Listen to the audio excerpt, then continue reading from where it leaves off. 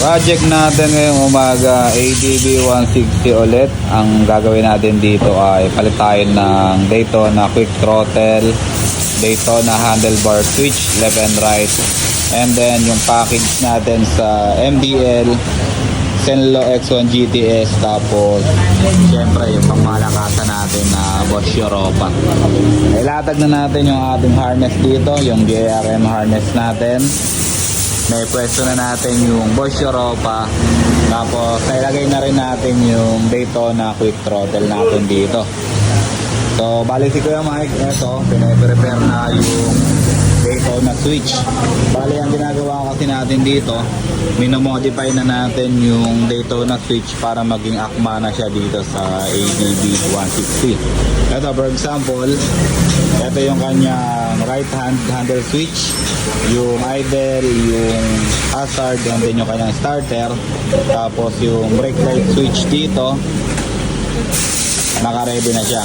And then na-modify na rin natin yung mga dulo niya. Plug and play na to. Naglagay tayo dito ng panibagong mga socket, yung mga male type natin dito. Ayan, nakikita nyo naman, ready na yan. Same na siya dun sa stock.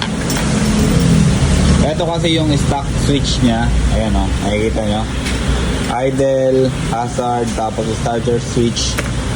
Ang kagandahan nito, nare-retain natin yung stock na switch nya. Hindi na natin ginagalaw tong mga socket na to.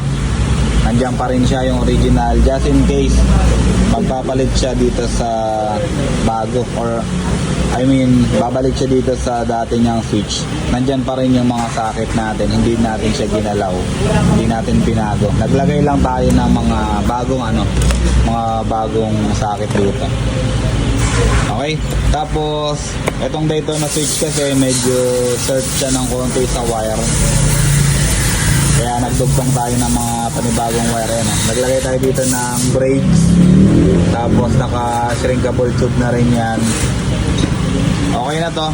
Bali, sasalpak na lang to. Inaantay na lang natin yung pangkaliwa. Yung pangkaliwa kasi medyo komplikado. Meron siyang passing dyan. Tapos meron siyang additional na high and low switch para sa MDL niya. Tapos siyempre yung mga brake light switch, tsaka yung starter switch natin, yung power ng starter natin, nandyan din yun. So mas komplikado yung part na to. Ang next na gagawin na natin dito, ikakabit na natin yung mga majority na tinanggal natin dito, yung headlight, tapos yung ibang mga kaha. Ito, yung upuan, binabalik na rin kasi tinanggal lang kanina para makapaglatag tayo ng throttle cable. So okay na to, almost finish na to. Basta matapos lang natin yung handlebar switch na, okay na yan. Yung MDL naman natin, may bracket na tayo sa ilalim, tapos naikabit na rin natin yung busina and yung mga tawag nito, yung harness natin. Etong supposed to be, dapat maglalagay tayo ng try switch tsaka passing switch. Yun nga yung sabi ko sa inyo kanina, kasama na siya dun sa handlebar switch, kaya all goods na to. Waiting na lang to ng Daytona switch para ma-integrate na natin to dun sa switch nya.